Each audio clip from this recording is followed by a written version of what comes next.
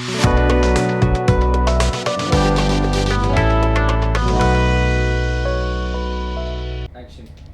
Friends, welcome back to another exciting episode of Arthashastra Talks.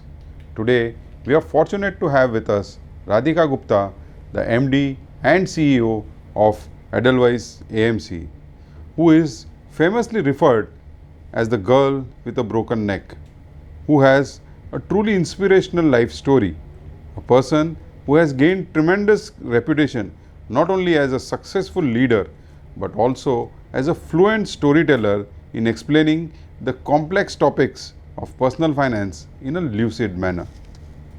Radhika Gupta has more than 15 years of global asset management experience. She started her career with global giants like McKinsey and AQR Capital, then moved on to India to start Forefront Capital Management, India's first registered domestic hedge fund. She joined Edelweiss Group after acquisition of Forefront, scaling up the hedge fund business and also leading two asset management acquisitions by Edelweiss, JP Morgan and Ambit Capital. She became the CEO of mutual fund business in 2017 and is now building Edelweiss AMC into a bold, solution-oriented and customer-obsessed asset manager. Radhika grew up in 4 continents and is a keen storyteller known for the girl with a broken neck. Her personal story that has crossed 2 lakh views on YouTube. She graduated from the Management and Technology program at the University of Pennsylvania with the highest honors and has joint degrees in economics from Wharton School and computer science from Moore School. Radhika currently serves on the board of AMFI, that is Association of Mutual Funds in India, and Young Presidents Organization, Mumbai. She has been named by Economic Times as 40 under 40 by Business Today and Fortune as one of the most powerful women in business, and she is a top voice on LinkedIn. Here I welcome Radhika ji. Thank you very much. Heartiest congratulations, Radhika ji. Team Arthashastra wishes you many more accolades and abundance of joy and happiness in the coming times. Thank you very much. Radhika ji, on 8th of March, world celebrates Women's Day, and with the same context, we have invited you and have structured today's discussion of Arthashastra Talks so that we can discuss the finer aspects of financial independence for the women. Radhika ji, how easy or difficult it is for a woman to lead successfully at the workplace and manage home, especially after achieving such stupendous growth in business in a leadership role? How does one do fine balance with both the responsibilities? See, I think while every individual's situation is different, I think the country has enough examples of women who are managing to do both and do both exemplarily well. I always believe that, firstly you have to remove the limitations that are in your own mind, that ये हो नहीं सकता. तो आप खुद के दिमाग से अगर पहले शुरुआत करेंगे कि हो सकता है, and then you try and find ways to make it possible. You have an honest conversation at the place you are working, because I think that you need to take time off even when you're having a baby and things like that. But if you have an honest conversation and you're a hard worker, each organization will give you a lot of love and support. The second thing is that you have to have a very supportive partner, ecosystem at home. And if you can bring both of that together, and I consider myself very fortunate to be able to do so, it works. And I think we sometimes don't give our parents, in-laws as much credit for being very progressive and supportive. That's what I have seen in my own family and also with my in-laws. So I think it's very important to ask for help also. Yeah, so communication is the key. It is absolutely the key. Not only at the workplace, at home At also. home also. Yes. So, Radhika, what according to you are the key attributes of prudent personal finance management, and especially when we talk with respect to women?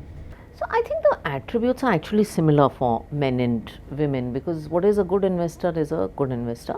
I think one is first a strong understanding of self and goals, because personal finance is personal. It's a very well thought out saying, and you know what happens, a lot of the mistakes that are made in personal finance are, I want to compare myself to you, I want to compare myself to Warren Buffett. I think, why does a person invest? A person invests for a purpose. A person invests for goals, to make family life better, to achieve some dreams. So that understanding of yourself and your goals is probably the number one thing. Understanding of that risk that you can take, what makes you comfortable. I think second is patience. Yes, great. Easy, very easy to say, hard to do. And it's becoming increasingly harder to get patience, because our time horizons are so short. We get bored with a 30-second ad, we get impatient very quickly. We have so much news around us. So I think that is that. And the third is knowledge, which is constantly improving your knowledge of personal finance. I don't think to be a good investor, you need to be reading finance books all day, but you need to be aware कि market में what are the products out there, what are the asset classes out there. When you're working with an advisor, and we truly believe everyone should use advice, even then you have to have your own basic awareness. Yes, I think that is where people falter typically, that they don't take that one step towards gaining the knowledge, information and all those things. So Radhika ji, as a society, we seem to have progressed a lot in many ways, but there are many areas which are still lacking, and one of them is women empowerment. We at Arthashastra have noticed that majority of women, even working professionals today, are dependent on male counterparts for taking financial decisions. Now, when it comes to finance, we see some lack of confidence in women, though they are quite capable. And what we have also seen at Arthashastra is, as compared to men, if not better, they are equally good in managing the personal finance. So what is it that will take the society as such to move or empower women so that they are more confident? See, I think firstly, India as a country is work in progress.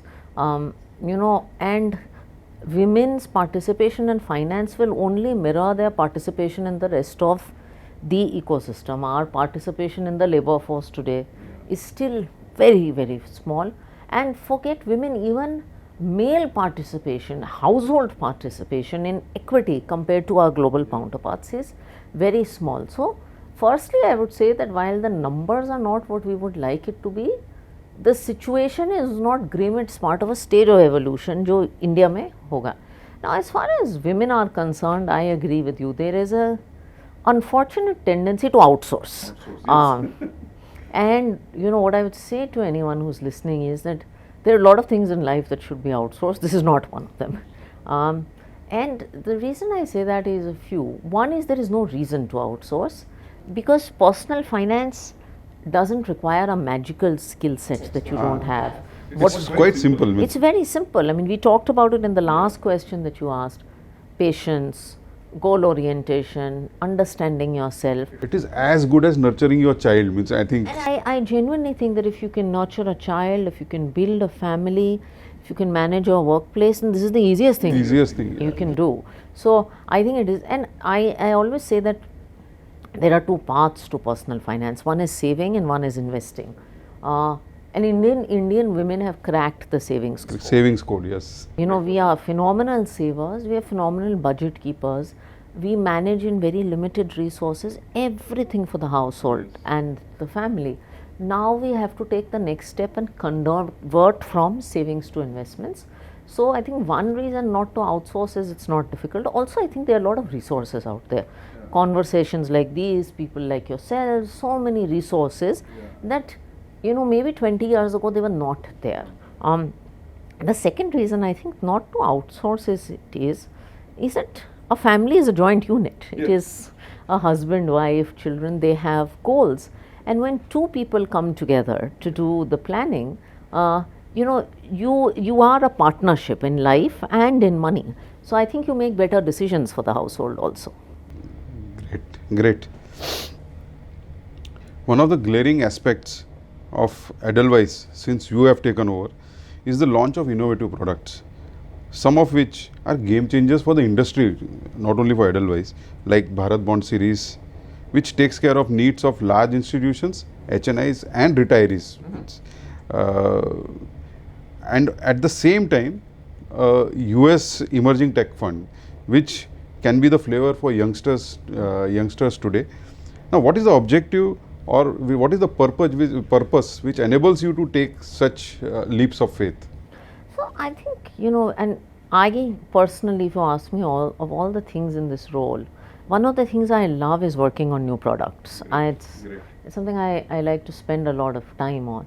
And the one question that we are constantly asking ourselves is कि customer की क्या क्या problem है? What are the different issues that people it is have? coming from there. Yes, yeah. And each product that is good, I believe, comes from an answer to that question. So if it is something like Bharat Bond or the whole passive fixed income thing, the customer's problem is कि उसे he doesn't understand fixed income के nuances. He wants to put money for 3-4 years. He doesn't care for बेटी की शादी और बच्चे की education और whatever it is. He doesn't care कि oil का क्या हो रहा है, यूक्रेन में क्या हो रहा है. He doesn't care. He is used to fixed deposit. He wants fixed income to be simple and fixed. So can we give him a product that has fixed, you know, that has a predictable return, which has safety, where he doesn't have to worry about credit or some paper going bad. And I think that is how the whole debt passive thing got created, and I'm happy to see so many AMCs embracing it.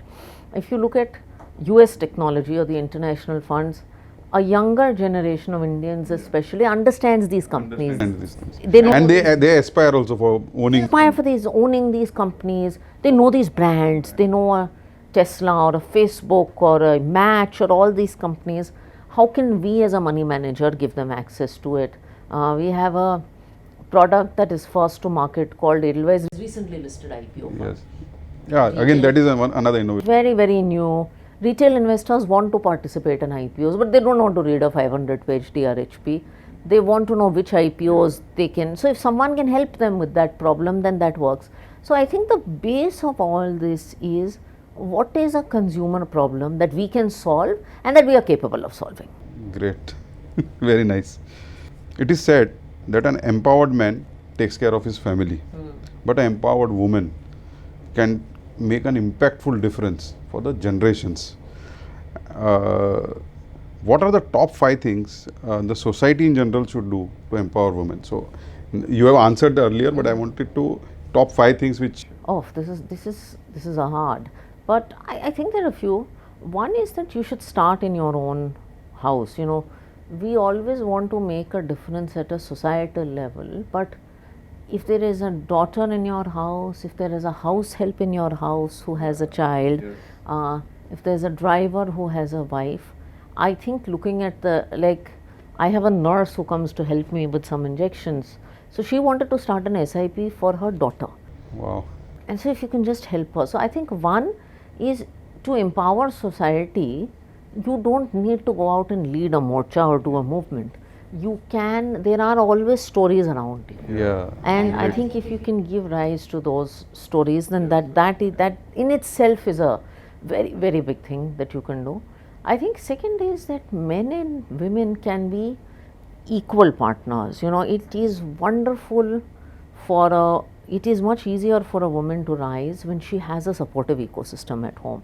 And that is not only parents, but that is also a husband and in-laws. I mean, any senior woman CEO will tell you that perhaps one of the most important decisions you unconsciously make is the person you marry, because I think a comforting home environment is extremely important.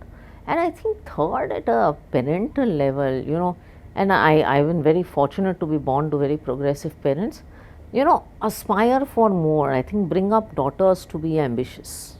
Yes, that is the spark which is needed. Yes. At Arthashastra, we believe the vision is the most important ingredient for a successful and fulfilling life. Your story is one of the glaring examples of success. What drives your success? A and B. Can you share your vision 5 and 10 years from now? So I don't plan. I think my philosophy has been, my father moved countries all his life. And some of them were great countries and some of them were not so exciting countries. And I was brought up with the philosophy that you do not choose the cards you get, but you choose how you play the game. And you have to make the best of the cards you get. Yeah. And so my belief is that you make the best of the cards you have. Whatever opportunity comes to you, you make the maximum out of it. And if you do that, you will get more opportunities. Yes. And if you do that, you will. It is compounding. जैसे हम finance में compounding कहते हैं, that will play into life as well. Radhika ji, last question.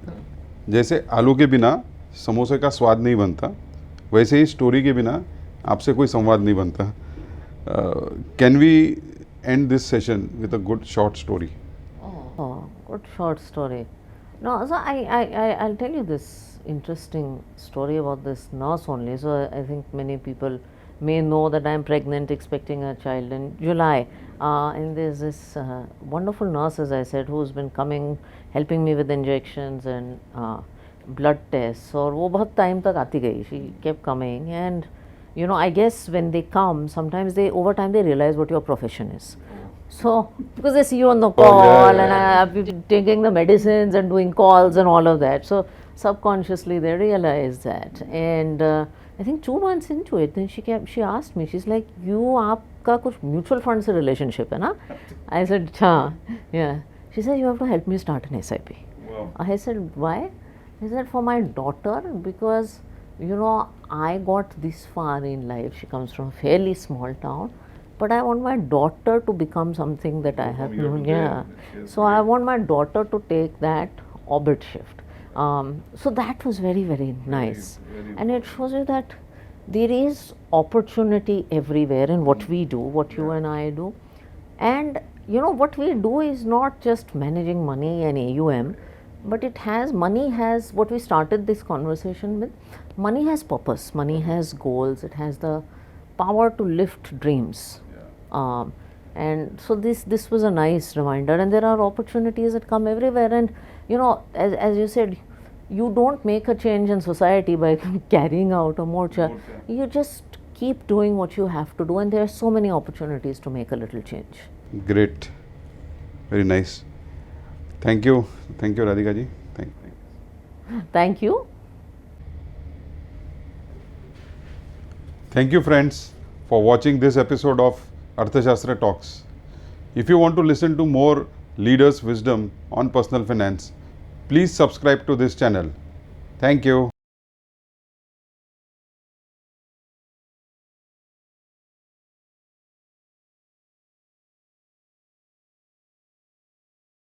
Subscribe now and press the bell icon. Never miss an update.